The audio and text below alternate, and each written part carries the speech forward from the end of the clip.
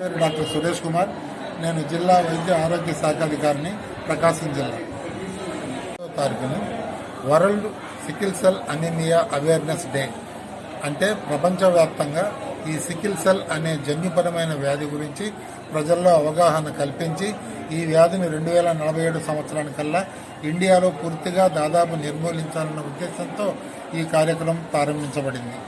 So కనుక మనము జిల్లాలో ఇంతవరకు 8 ట్రైబల్ మండలాల్లో 11 పిఎస్సీల్లో దాదాపు 17,000 మందిని స్క్రీన్ చేయడం జరిగింది. వీళ్ళల్లో 12 మందికి జబ్బున్నట్టు గుర్తించడము, అట్లాగే 150 మంది దాకా క్యారియర్లను గుర్తించడం జరిగింది.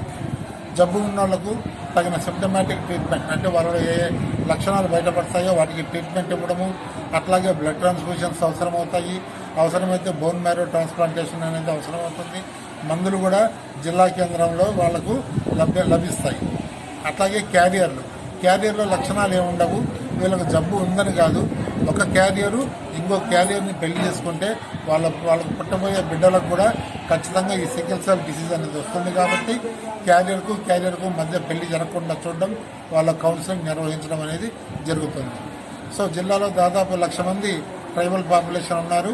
వీళ్ళందరికీ ఈ సికిల్ సెల్ స్క్రీనింగ్ టెస్ట్ చేసి వీళ్ళలో వ్యాధిగ్రస్తులను గుర్తించి చికిత్స చేయడం, లేదా క్యారియర్లను గుర్తించి వాళ్లకు కౌన్సిలింగ్ ఇవ్వడం అనేది జరుగుతుంది.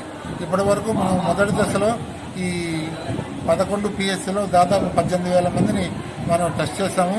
అందులో 150 మంది దాకా క్యారియర్లు వచ్చారు, 12 మందికి జబ్బుందని తెలిసింది.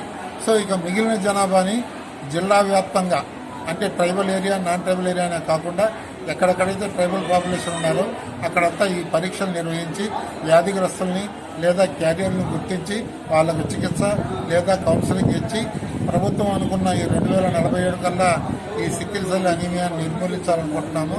ఆ లక్ష్యం దిశగా మేము అడుగులు వేస్తున్నాము. ఇందుకు వైద్య ఆరోగ్య శాఖ తరఫున ప్రజలందరి సహకారాన్ని కోరుకుంటున్నాము. Thank you.